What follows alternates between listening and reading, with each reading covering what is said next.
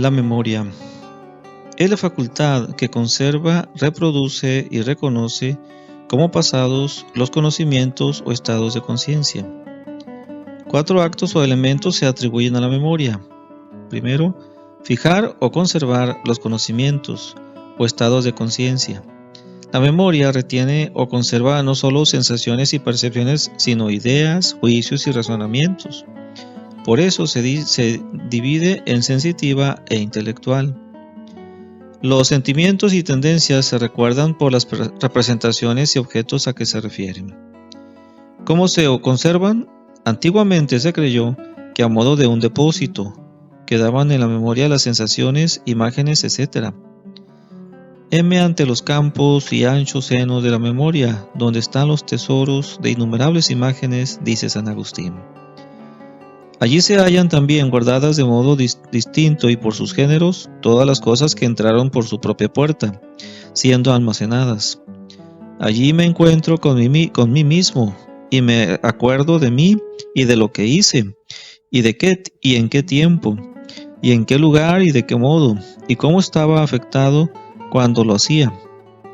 Allí están todas las cosas que recuerdo haber experimentado o creído. La psicología moderna se inclina a creer que todos los actos psíquicos dejan en pos de sí predisposiciones, preformaciones de la energía psíquica, como todas las actividades fisiológicas dejan disposiciones físicas. Las disposiciones de los órganos elementales del sistema nervioso, células de la corteza cerebral, son correlativos fisiológicos de las disposiciones psíquicas, de las imágenes, de la memoria, de las impresiones inconscientes. Segundo, reproducir o evocar.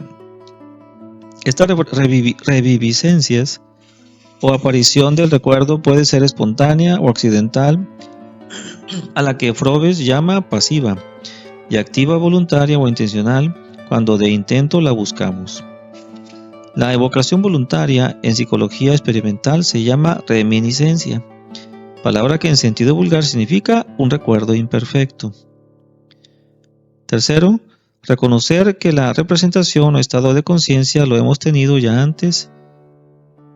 En esto consiste, según dijimos, una de las características de la memoria. Conocer el pasado como pasado. Cuarto, la localización temporal en el pasado puede tener muy distintos grados de exactitud, desde la determinación concreta de la fecha hasta el caso en que se recuerda haber percibido algo alguna vez. La localización determinada del conocimiento hace más perfecto el recuerdo, pero no es esencial. Basta reconocerlo como propio y pasado. Pues hasta aquí la noción de la memoria. Ahora veamos su importancia. Es adagio antiguo. Cronier lo atribuye a Diógenes. Tantum cimus quantum memoria retinemos. Tanto conocemos cuanto en la memoria lo retenemos. No basta haber entendido las cosas, se requiere conservarlas y poder reproducirlas. Se ha llamado a la memoria Thesaurus omnium rerum, esto de parte de Cicerón, tesoro de todas las cosas, depósito de todas las cosas. ¿Qué haría el arquitecto, que es la inteligencia, si la memoria no le suministrara los materiales? Sin memoria, la vida intelectual es imposible, puesto que, verificada la percepción, los objetos desaparecerían de la conciencia sin dejar rastro alguno. ¿Qué otra cosa más? Pues en la vida práctica no habría para nosotros pasado. No podríamos adquirir experiencia alguna. No sería posible la previsión. Por lo cual Santo Tomás considera la memoria como uno de los requisitos o partes de la prudencia. En la lucha contra el desprestigiado memorismo se ha llegado al exceso, despreciando facultad o actividad tan valiosa, creyéndose por muchos que una persona de buena memoria tiene poco talento. Cierto que una buena memoria no siempre supone una inteligencia preeminente, mas, hablando en general, suelen hallarse en razón directa, aunque haya excepciones, sobre todo en materias especializadas. y a igual a talento tienen superioridad sobre otros quien lo supera en las buenas cualidades de la memoria. Considérese esta como almacén, o queden solo rastros o predisposiciones. Lo cierto en la práctica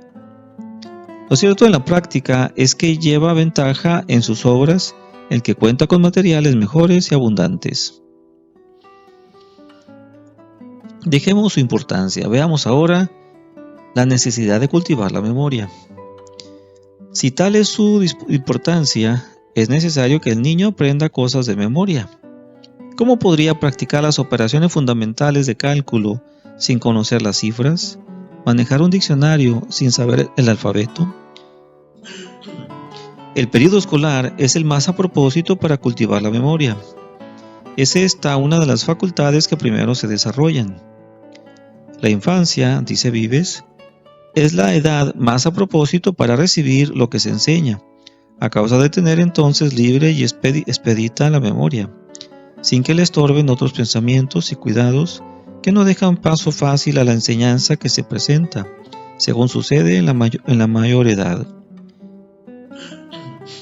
Paulsen, proponiendo la controversia de los psicólogos acerca de si es posible robustecer y desarrollar la memoria en general por el ejercicio, escribe: por una parte, se afirma que no existe una memoria general, sino una retentiva de tales o cuales hechos o series.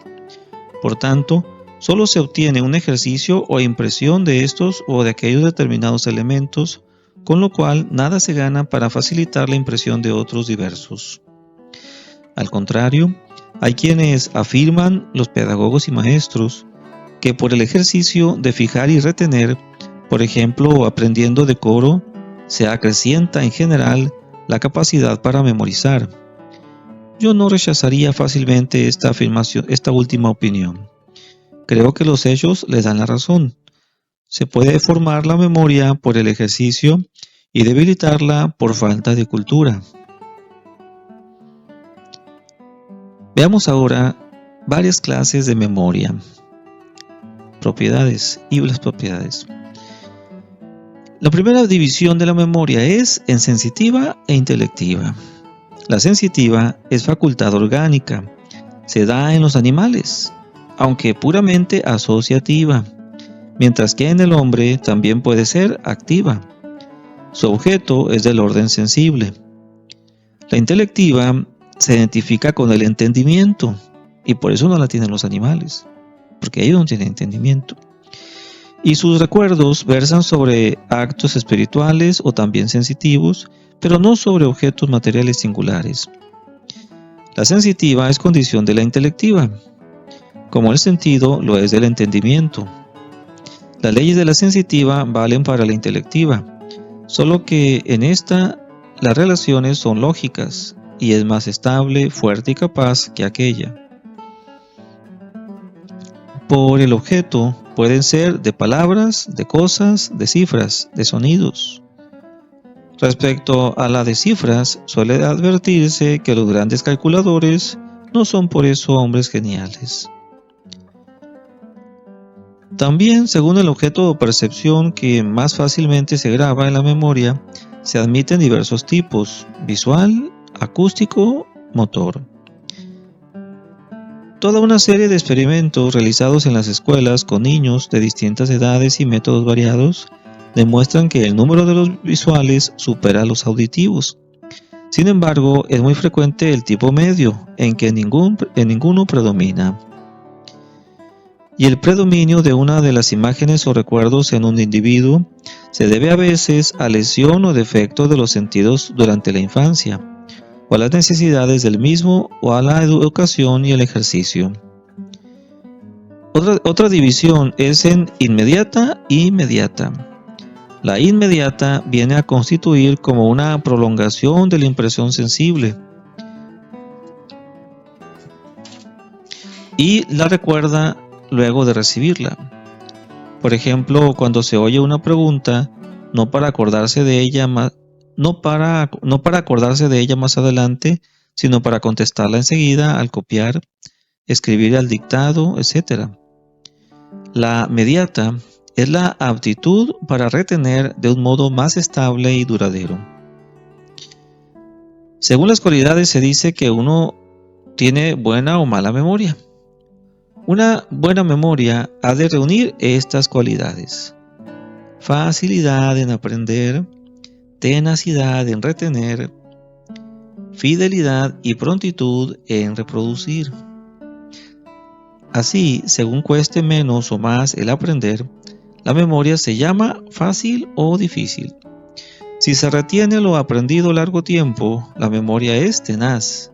Si se olvida pronto, es frágil. Cuantos más rasgos se reproducen y menos extraños se introducen en el recuerdo, la memoria es más fiel. Por lo que tarde en venir el recuerdo, la memoria se denomina pronta o perezosa. Una memoria pronta vale mucho para el apreciable don de la oportunidad. Se llama amplia o estrecha según pueda abarcar mayor o menor contenido. Pasemos ahora a considerar el desarrollo de la memoria.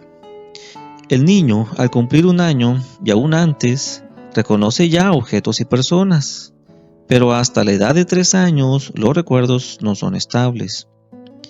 Durante todo el periodo escolar crece, aunque no siempre con la misma regularidad, la memoria inmediata y la facilidad en aprender. Varía con los individuos y en los diversos campos. No siguen igual curso la capacidad de aprender y la de retener. Parece que los niños retienen mejor y que la tenacidad alcanza su máximo durante la edad escolar. Mas bien pudiera no ser cierto, sino que la tenacidad acaso se deba a que insensiblemente han repetido más veces, y así se graban más las cosas. Al principio, la memoria es muy débil para los estados anímicos. De aquí que los niños pasan instantáneamente de la tristeza a la alegría, del enojo a la complacencia. La memoria de los estados de ánimo, principalmente en las muchachas, comienza a desarrollarse seriamente en el periodo de la pubertad. La memoria de los niños es más fuerte cuando se trata de objetos perceptibles y va haciéndose más débil al tratarse de palabras de contenido visual y de percepciones de sonido. Los fenómenos de memoria se producen por este orden. Primero, reconocer los objetos o personas conocidos. Segundo, recuerdo espontáneo. Tercero, recuerdo provocado o inducido por las preguntas o propios esfuerzos de memoria. Veamos ahora la educación de la memoria. La memoria, según hemos dicho, se cultiva con el ejercicio. Mas, a fin de que este ejercicio sea provechoso, valen mucho ciertas condiciones o medios que reduciremos a 4 siguiendo al doctor Angélico en su suma teológica: intuición, orden, interés y repetición frecuente. Primero, intuición. Facilita el aprender y hace la impresión más duradera estudiar o leer con sentido, darse cuenta de lo que uno realiza. Y para que el entender sea más fácil y las ideas queden más grabadas, quiere Santo Tomás que se presenten por medio de símiles o comparaciones, principalmente si revisten cierta novedad, como pueden proponerse otros procedimientos intuitivos. Lo que se aprende mecánicamente y sin sentido, cuando en algún modo habría de entenderse, poco presta, cuesta mucho y se olvida pronto. Ese vicio llamado memorismo o verbalismo conduce al citacismo, que consiste en emplear las palabras sin preocuparse de lo que significan. Segundo, orden, asociación. Prosigue el santo doctor diciendo que conviene disponer ordenadamente aquello de que uno quiere acordarse, porque una cosa le lleva fácilmente a recordar la otra. Cuando mejor asociados están los miembros de una serie, cuanto más sintética y perspicuamente están ordenados, tanto más fácilmente se imprimen en la memoria y se reproducen. Es más fácil recordar dos cosas relacionadas entre sí que una sola desprendida de otra conexión, de toda conexión. Hay dos clases de asociación, natural y artificial. La natural puede ser espontánea o voluntaria. Esta es dirigida por la razón e intentada por la voluntad. La llamada asociación de ideas se refiere a todos los contenidos anímicos. No se hallan aislados y al reproducirse se evocan unos a otros. Las leyes de la asociación, según Aristóteles, se basan en la contigüidad, sucesión, semejanza y contraste. Santo Tomás pone 3: semejanza, contraste y proximidad de cualquier clase, lugar, tiempo, parentesco. Otros la reducen a 2: interna, semejanza, y externa, contigüidad en el tiempo o en el espacio. Hoy quieren reducirlas a una sola, la contigüidad.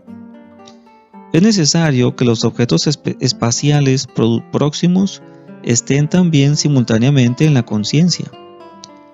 La fórmula Ebbinghaus de la siguiente manera: cuando hechos psíquicos cualesquiera han ocupado la conciencia, ya simultáneamente, ya en la sucesión próxima, la presencia de algunos miembros del primer hecho suscitan también imágenes de los miembros del segundo hecho, sin que para ello sea necesario que influyan actualmente las causas que originalmente los produjeron. Las asociaciones pueden crearlas libremente la inteligencia, y cuando son relaciones artificiales para ayudar a la memoria, tenemos la mnemotecnia, con sus diversos métodos, como localizar mentalmente en panoramas los objetos significados por palabras o por otras de sonido análogo, para recordar fechas, sustituir cifras por letras y formar con estas vocablos y frases, valerse del ritmo y de la rima, presentar las materias en versos o con las iniciales formar una palabra, etc. Tercero, interés. Es muy cierto que cuando la impresión es fuerte, tarda más en olvidarse. Quanto aliquid magis fuerit impressum animo, tanto minus el habitur. Ya lo decía Santo Tomás. Pues bien, el interés y la afición, dice el doctor Angélico, producen ese resultado. Porque entonces la atención es más viva, la espontánea y la voluntaria. Cuarto, repetición. La repetición, dice el adagio, es madre de los estudios. Con ella se adquieren los hábitos, y en los conocimientos vale para mejor entenderlos, retenerlos y aplicarlos. La repetición ocasional, como medio para ayudar a la explicación, es muy importante, porque con las nuevas relaciones que establece, afianza la materia que explicamos y presenta con nueva luz la antigua. Pero la ocasional no basta. Es preciso repetir con cierta unidad en determinados tiempos. Como afirma Willman, hay que vigilar la propiedad intelectual del alumno. Con el fin de que las repeticiones sean eficaces, suelen establecerse ciertas normas que aquí las veremos. Inciso A. La memorización ha de ser inteligente. Santo Tomás dice: Ea frequenter meditemur que volumus memorari. Meditemos frecuentemente lo que queremos recordar. Inciso B. De buen grado.